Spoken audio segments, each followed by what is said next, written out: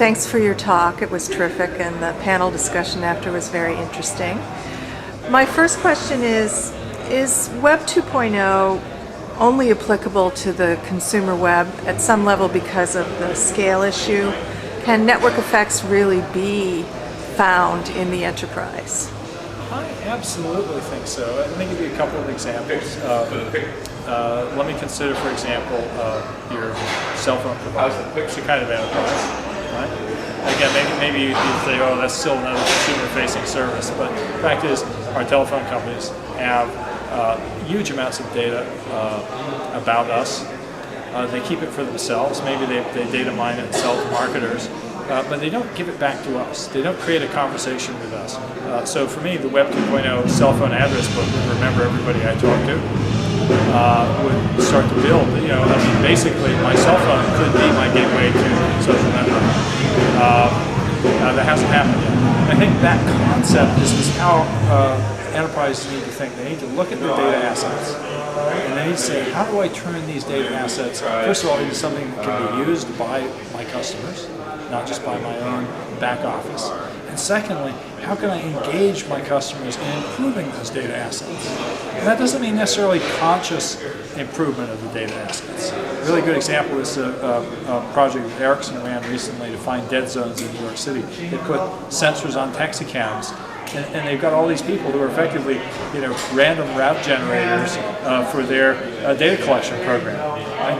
That's harnessing Web 2.0 for the enterprise. So I think about all the data that an enterprise collects, and it's still very much in a silo. And really, what enterprises need to learn from Web 2.0 companies is, first of all, how to mine that data in real time and to create feedback loops into their interaction with the customer. So that, for example, my credit card becomes key to a loyalty program. There's huge amounts of data. There's data about me, right? And what services could be built with that data? Similarly, let's say you're a manufacturing company. You have all this data in your supply chain. How do you build what would the Web 2.0 equivalent of a supply chain be? It wouldn't be this tightly integrated end-to-end supply chain. That's a lot of work. Right? It might be one in which the various suppliers are fairly promiscuous about publishing data about what they have on hand and the state of their inventory and the like. And it's there for anybody to pick up.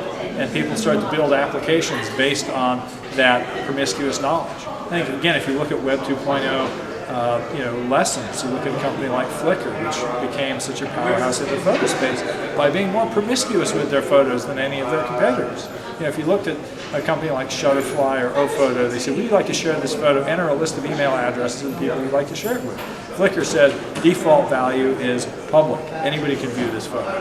And they basically worked that. And that's what drove their energy, the enthusiasm of their community. They started to build access methods where people could do things with those photos. And so I think in a similar way, let's look at a manufacturing company that took that approach and said, wow, we're going to basically be promiscuous with our data. And we're going to make it available for other people to do things with. You'd be surprised at what might start to happen. But it's scary for people, and it sounds like this approach is kind of like what people say about a second marriage, the triumph of hope over experience. Well, people are afraid, and how do you address that fear? How do you move beyond that? Fear is a barrier. You've got to remember, think back to the introduction of the personal computer. And this is actually a touchstone for me in so much of my thinking. I just look at history, and the fact is, go back and read what IT managers said about personal computing. They were afraid of it. It was this horrible thing that was going to, it was threatening, the whole glass house model of computing, right?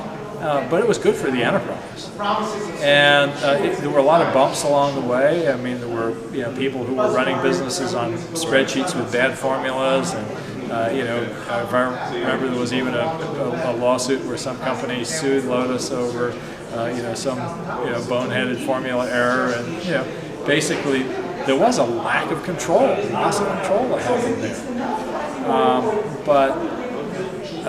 So it's happening again. This is the new wave of computing, and it's still a kid, and kids are out of control.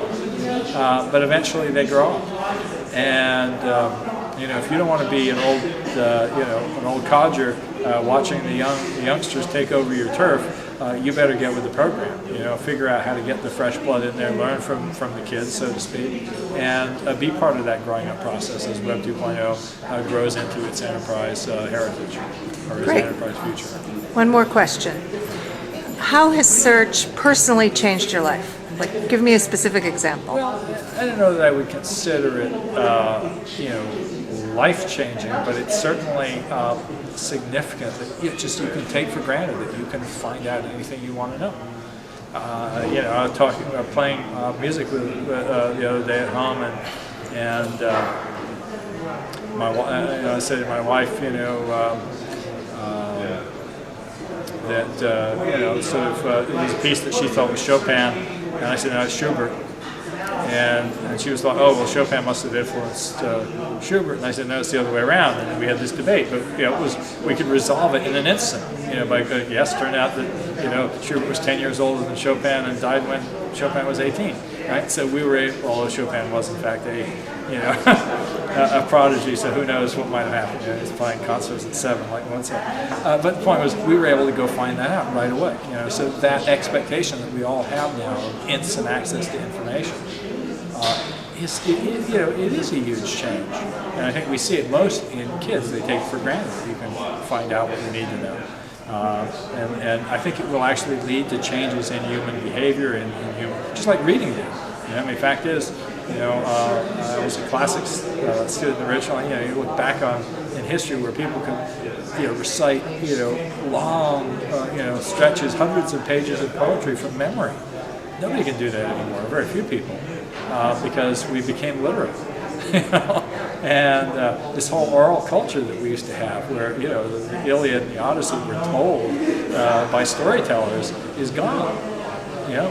We got something else in exchange. And I think there's a certain kind of literate book learning knowledge that we take for granted that's going to be gone also, as we just sort of take for granted that we can find out whatever we need to know. And of course, these new skills, figure out when there's multiple sources of competing sources of knowledge, which ones do you trust and how do you trust them. I think another thing that's really interesting that's coming out of search is these new forms of credentialing that are emerging. We see it, again, probably more in high tech than people do in traditional businesses, but for example, you look at universities and their basic business is giving people credentials, and yet we'll now maybe hire somebody because in the software industry because they contributed to an open source project, and boy, they just didn't even finish high school. Who cares? So the new credentialing is to go to SourceForge and look at what they've accomplished there in their career, rather than to go look at their university. So I think, again, search enables us to find new things about people, to look at them in new ways. We obviously see all the growing pains as people have things posted on MySpace that they wish their employers didn't know about, all those kind of things. But the fact is, we are now able to understand more about people, we're able to find people, we're able to collaborate with people who we've never met. Again, search is, I think, part of a much broader culture of connectedness. And the fact is, but search is the keystone to that connectedness, so that I can hear about somebody and I can just search for them, find them, and then connect. So search, find, connect.